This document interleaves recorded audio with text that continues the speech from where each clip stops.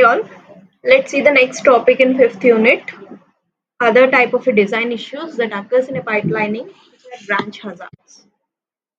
So in today's lecture, we are going to discuss about an introduction to what is a branch hazard, and in terms of unconditional branches, how does a branch hazard occurs in a pipeline, and the concept of instruction queue and prefetching, and in terms of conditional branches, how does a branch hazard occurs, and what are the different types of techniques used to control the branch hazard situations. Coming to the introduction, so as we have already discussed about the concept of pipelining, and there are certain design issues that are possible in the concept of pipelining, which are called as the hazards. And we have already come across the different types of hazards, such as data hazards and structural hazards, and how to overcome them. Now, the other type of a design issue that occurs in a pipelining technique is called as a branch hazard. We also call this branch hazard as a control hazard or instruction hazard, and it is mainly caused due to the branch instructions that are encountered in the pipeline. So that type of hazards are said to be called as a branch hazards. So if you consider an instruction pipeline microarchitectures, when you come across a branch instruction, the processor will not know what is the outcome of the branch instruction when it needs to insert a new instruction in the pipeline after the fetch stage. After you fetch the particular branch instruction, what is the next instruction that has to be inserted into the pipeline? Corresponding branch instruction is not known until the outcome of the branch instruction is known. So when that type of situations occurs in a pipeline, we come across this type of hazards called as a control hazards or branch hazards, or we also call them as an instruction hazard. So the branch hazards occurs when the processor is told to branch. That is, if a certain, in case, especially in case of a conditional branches, what happens if a certain condition is true, the control jumps from one part of the instruction to the another part, not necessary to the next instruction. It may not be the next instruction that has to be executed. So in such case, the processor cannot tell in advance whether it should process with the next instruction or it should process with the target instruction until that particular instruction is being completely executed. So because of this results in a processor doing unwanted actions. So which leads to a hazard called as a branch hazard. So if we consider the branches, there are two types of branches called conditional branches and unconditional branches. So how does the branch hazard? So if you consider a unconditional branch situation, the example for unconditional branch is a goto. So if you consider this code, here in this particular code, we have a goto statement, goto label 1. So whenever this particular instruction is inserted into the pipeline, so it is, since it is an unconditional branch, you need not have to check for any condition. The next instruction that has to be executed after this particular branch instruction is this particular instruction. So this is the target instruction of this particular branch instruction. So, but the output of this particular instruction, what is the target of this, will not be known until this particular instruction execution is completed. It will not be known in the fetch stage or decode stage. Only at the end of the execution stage of the pipeline, you come to know that this is the target of this corresponding branch instruction. So, because of this, in case of unconditional branches, the branch hazard situation occurs in a pipeline. So if you say conditional branch hazards, if in case of a conditional branch, what does it mean? If the condition is satisfied, if the condition is true, one part of your code will be executed. If the condition is false, the other part of code will be executed. So if, for example, if you take here, the value of n is 15, we're checking. The example of a conditional branch is if loop. So we are checking if n is less than 20, then this particular statement gets executed. Okay, so in this particular situation, this condition is true. So the target instruction after this particular branch instruction will be this particular code. So for example, in this situation, if we are taking n value is 15, here n is greater than 20.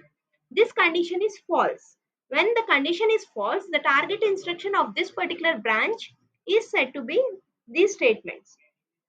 Okay, so here, depending upon the condition, in the case of conditional branches, if the condition is true, one part of code will be executed.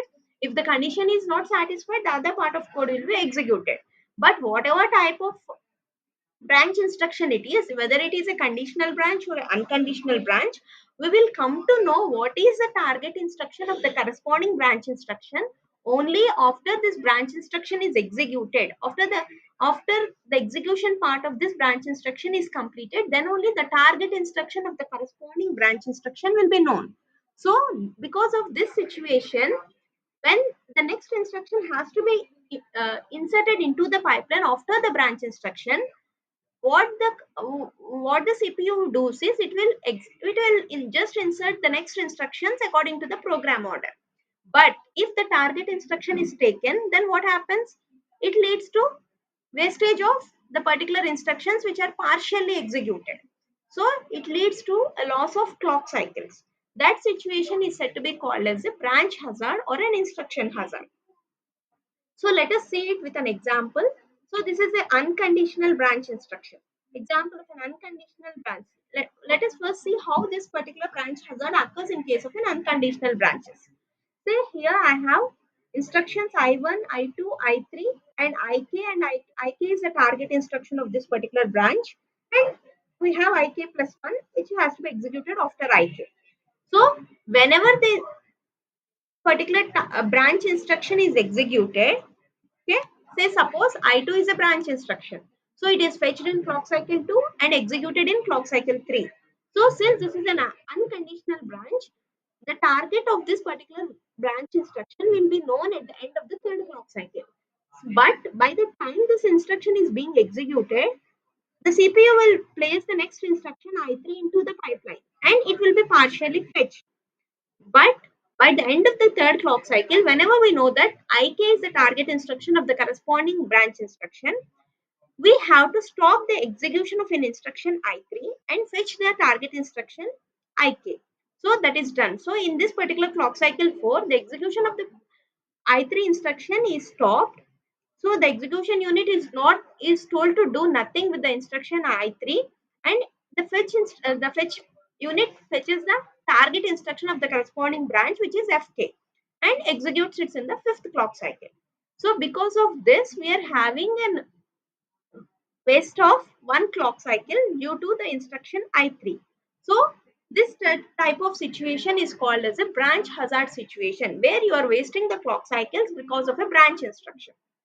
So the same thing in a clock cycle 3, the fetch operation for instruction I3 is in progress and the branch instruction is being decoded and target address is computed in the execution stage. In a clock cycle 4, the processor must discard I3. So it is discarding the instruction I3 and which has been incorrectly fetched, and it will fetch the target instruction IK. So in the meantime, what the hardware unit will do, it is responsible for the execution step, has to do nothing with the instruction I3 during that clock cycle. So this pipeline is stalled for one clock cycle. So here we are losing certain time as a result of branch instruction, unconditional branch instruction. We call this as a branch penalty. So the penalty which is caused or the time that is lost as a result of an unconditional branch instruction is said to be called as a branch penalty. So in this particular diagram, you have a branch penalty of one clock cycle. So here you are taking a two-stage pipeline. So you have a penalty of only one clock cycle. But as long as you keep on increasing the number of stages of your pipeline, your penalty also increases. So if you consider the same example, in a case of a four-stage pipeline, where I am dividing my pipeline into four stages called fetch, decode, execute, and write back. And for the same example, consider I2 is a branch instruction. It is fetched in clock cycle 2, decoded in clock cycle 3, and executed in clock cycle 4. By the time this is being executed, the instruction I3 will be fetched and decoded partially, and the instruction I4 also will be fetched.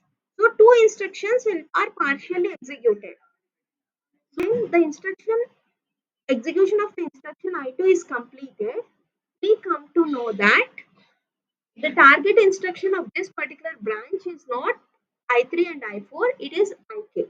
So what the CPU will do is it will stop the execution of these two instructions which are executed partially, I3 and I4. So it discards the I3 and I4 instruction and it fetches the target instruction IK in the clock cycle 5. So it results in a penalty of 2 clock cycles. So here, as you keep on increasing the number of stages of your pipeline, the penalty also increases in the case of an unconditional branch instruction. So this is said to be called as a branch penalty, which occurs due to unconditional branch instructions. So in order to overcome or reduce the penalty here, what we need to do is we require the branch instructions to be computed. The target instruction of the corresponding branch has to be computed earlier in the pipeline rather than in the execute stage of your pipeline. So you can minimize it by finding the branch instruction either in the fetch stage or the decode stage. So here, rather than calculating target instruction of the particular branch in the execute stage of the pipeline, the branch address, the target address of this particular branch, it is computed in the decode stage. So that at the end of the third clock cycle, you know what is the target instruction of the corresponding branch. So here you will have a wastage of only one clock cycle due to the instruction I3. So in order to reduce the branch penalty, you require the instructions, the target instruction to be computed earlier in the pipeline rather than in the execute stage. You can compute it either in the fetch or decode stages of your pipeline. So next, we have the concept of instruction queue and prefetching technique. Here, either a cache miss or a branch instruction, it stalls the pipeline for one or more clock cycles. So here, to overcome those situations, in case of a branch hazard, we are having a fetch unit that has a dedicated hardware to identify the branch instructions and compute the branch target address as quickly as possible after an instruction is being fetched. Once you fetch the branch instruction, when you comes to know that it is a branch instruction, this particular fetch unit has a dedicated hardware so that it will compute the target of that particular branch as quickly as possible. In case of cache miss, when do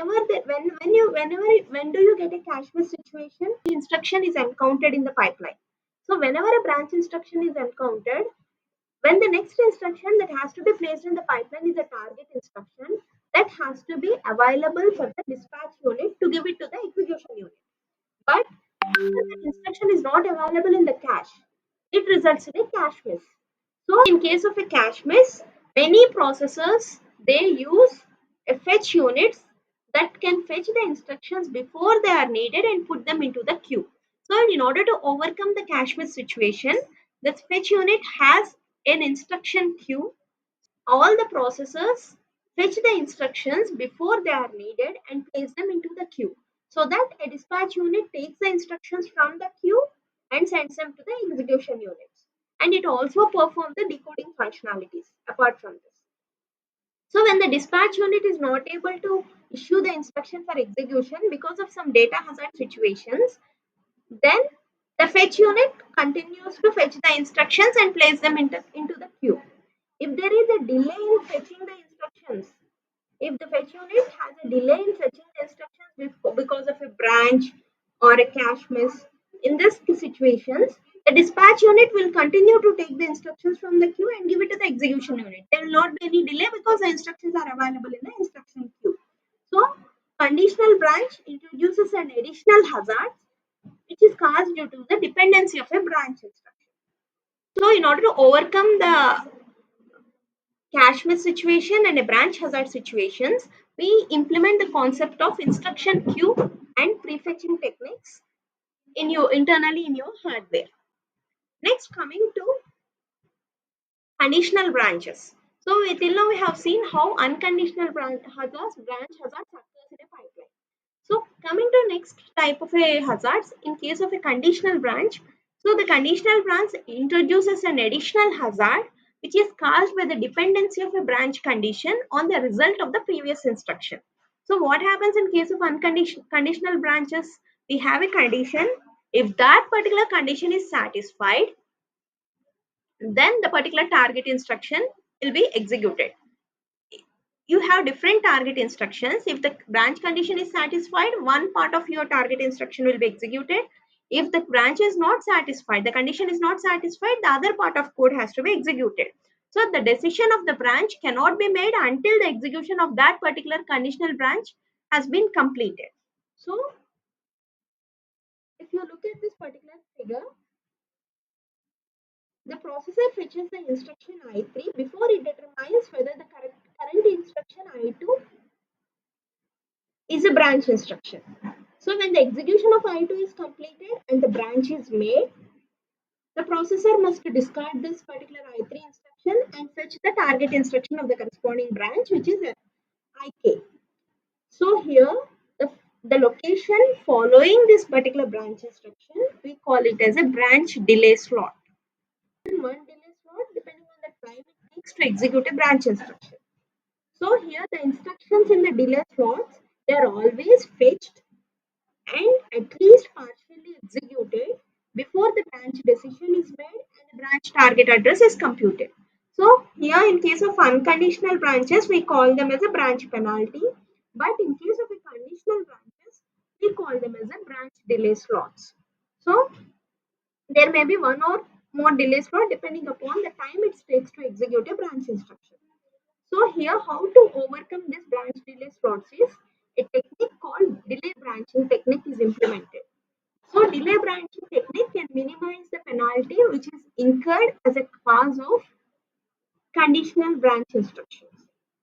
So what we do in case of a delay branching is the instructions in the delay slots are always fetched and we make sure that they are fully executed whether this particular branch is taken or not taken. We are not going to discard this particular instruction once we come to know what is the outcome of the branch instruction.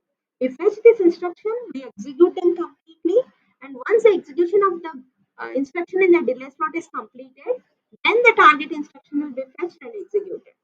So here the objective is we have to place some useful instructions into these slots.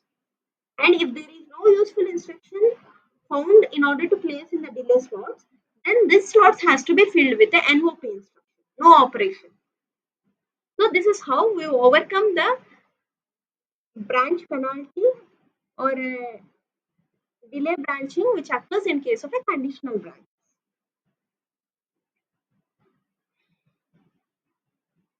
So a technique called delay branching can minimize the penalty incurred as a result of conditional branch instructions. So the instructions in the delay slots are always fetched and we make sure they are fully executed whether the branch is taken or not taken. So and the objective here is we have to place some useful instructions into these slots and not instructions which have a dependency. We have to place independent instructions. And if no useful instructions can be placed in these delay slots, then they must be filled with a NOP instruction. So next coming to controlling the branch hazard situations. Problems arise whenever a conditional branch instruction is encountered because a previous instruction that sets the condition code, it has not yet completed and therefore the control section doesn't know whether the condition is satisfied or not, whether to prefetch the instruction immediately after the branch instruction or it has to fetch the target instruction of the branch. Because of that, branch hazard situation occurs in the pipeline. So there are different types of solutions that are present to overcome the branch hazards. Some are considered as software solutions and some are considered as hardware solutions. Coming to a software solutions, we can implement the concept of pipeline bubbling or pipeline stalling technique as we already know. And other type of solutions include scheduling the delay slots. As we have seen in the previous one, you can place some useful instructions into the delay slots and execute them completely. And you can go for a branch folding technique, or you can also implement the concept of static branch prediction technique. So, branch prediction technique here means that using a prediction, you're going to guess which instructions to insert. You are predicting what might be the outcome of your branch. Based on that, you are going to insert the instructions next in the pipeline, in which case a pipeline bubble will only be needed in case of incorrect prediction. Your correct prediction might be wrong or right, but you are going to predict what might be the outcome of a branch and you are going to place those type of instructions into your pipeline. That is called as a static branch prediction technique. Coming to a hardware-based solutions to your branch hazard, the control section can stop the flow of instructions before fetching the next instruction until the preceding operation is finished and the results are known. So whenever a branch instruction is encountered, the control has to stop fetching the next instructions until this control instruction is being executed and the result of that particular instruction is known. You have to stop fetching the next instructions in the pipeline. But this will always cause a delay of one or more clock cycles. And the second method in hardware based solution is the branch prediction. We call it as a dynamic branch prediction. Here we are going to make a guess as to which way the branch is going to go before it is taken, follows this path and continues preparing the instruction. And after guessing it, if the guess proves to be wrong, the entire pipeline has to be flushed and cleaned, and you have to start again with the correct instructions. So this is called as a dynamic branch prediction technique, which is a hardware based solution, whereas static branch prediction technique is a software based solution to your branch hazards. In case of a third alternative, we have called as a prefetching technique. As we have already seen in the concept of instruction queue and prefetching, the control section will fetch the instructions immediately following the conditional branch instruction, and it will also fetch as well as the instructions from the target address simultaneously. And whenever the ALU finally figures out the branch conditions, so both the instruction immediately after the branch instruction will also be fetched and kept into the instruction queue, and the target instruction will also be kept into the instruction queue. So after the output of the particular branch instruction is known, depending upon which instruction has to be inserted into the pipeline, that particular instruction will be inserted into the pipeline. So this is the third technique called prefetching of multiple paths is used to control the branch hazard situation. So this is about the concept of branch hazards and how to overcome the branch hazard situations in a pipeline. Thank you.